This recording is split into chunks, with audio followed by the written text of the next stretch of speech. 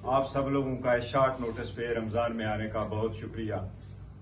महमूद खान चकज़ई साहब ने तफसील से जिक्र किया है।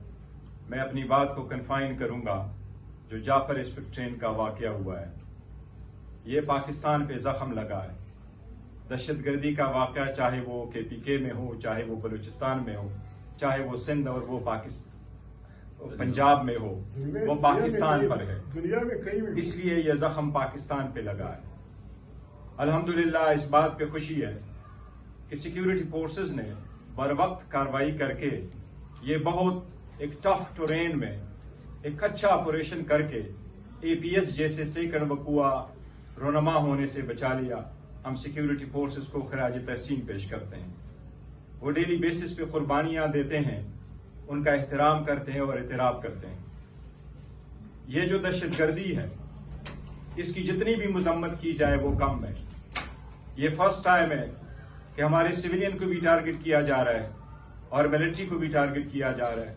हम उसके हर फॉर्म में शदीद मजम्मत करते हैं।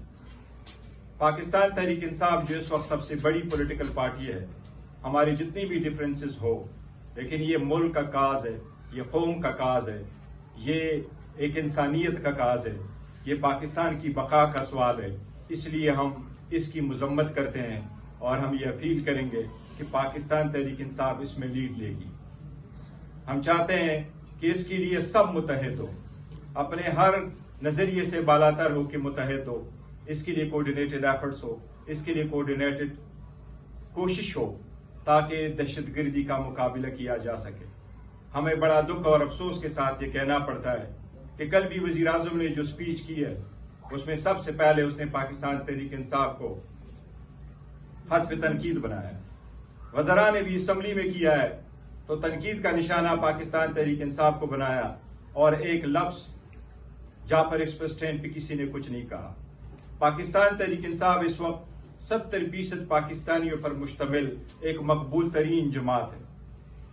कुछ ट्वीट्स चाहे वो सही है या गलत है, जैसे भी है, उनका सहारा लेकर के इतने लोगों पे इल्जाम लगाना ये नामुनासिब है। ये कौम को तोड़ने की साजिश है, ये कौम को इकट्ठा करने की तरफ कदम नहीं है। हम चाहते हैं कि कौम को इकट्ठा करने की तरफ कदम ले। इसलिए पाकिस्तान तहरीक इंसाफ ने तजवीज़ दी है कि इस मसले पे अलायंस अपने तरफ से एक कौमी अमन कॉन्फ्रेंस बुलाए या ऑल पार्टीज कॉन्फ्रेंस बुलाए जिसमें सबको दावत दी जाए। वो लोग जिनके पॉलिटिकल डिफरेंसेस है उस पर भी डायलॉग हो, लेकिन दहशतगर्दी के खिलाफ सब मुतहद हो और इसके आग तरफ जो है ऐसे इकदाम किए जाएं ताकि आइंदा कोई ऐसी वाकया जो है वो रोनमा ना हो। आप सबका शुक्रिया। बिस्मिल्लाहिर्रहमानिर्रहीम। बहुत शुक्रिया आप तमाम।